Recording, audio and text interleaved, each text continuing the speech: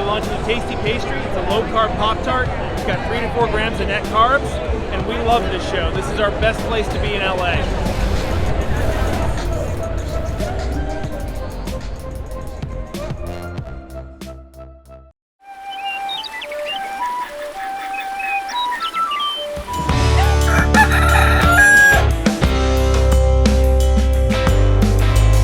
Welcome back to Legendary Foods Muscle in the Morning. I'm Dave Palumbo, and today is Monday, February 14th, 2022. And let's find out what's going on in the world of bodybuilding and fitness. When you're a few weeks out from one of the biggest shows of the season, it never hurts to have an extra set of eyes on you. But when you've got 2 extra sets of eyes on you in the form of Logan Franklin and Milo Sarshev, it feels like one of those situations when getting better is your only option. In case you missed it, a few days ago, Regan Grimes gave everyone a sneak peek behind the curtain into his training camp, where he had 2 very best in the business helping him fine-tune the details in his posing.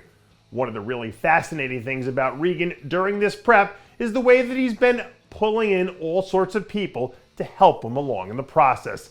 And when you surround yourself with so much greatness, it's damn near impossible not to raise yourself up to match their level. I'm sure there's probably some mythology expert out there who can tell me if there's been a story written about a giant killer who later went on to become a giant.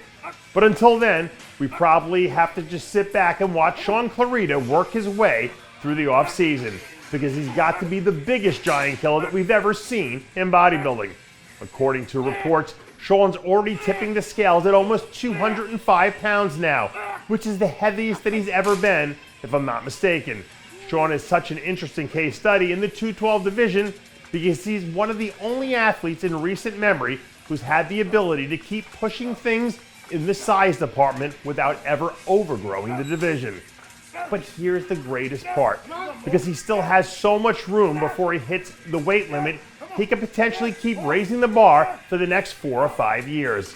So if he ever does come close to hitting 212 at the weigh-ins, that might be all she wrote, because I don't see how anyone in this current lineup can keep pace with that.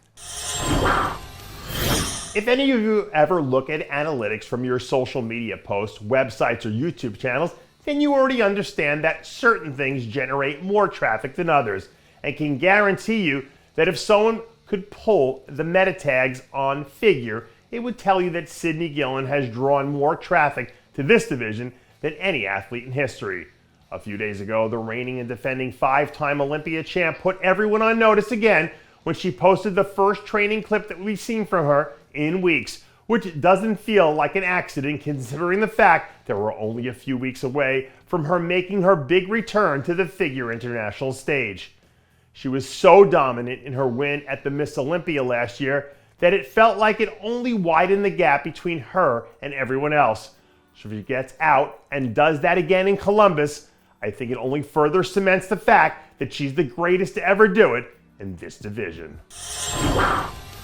And we're going to get you out of here today with another new update from James Hollingshead, who somehow still doesn't look like he's losing any steam on his fastball, despite the fact that we see him moving ridiculous weights in the gym week after week.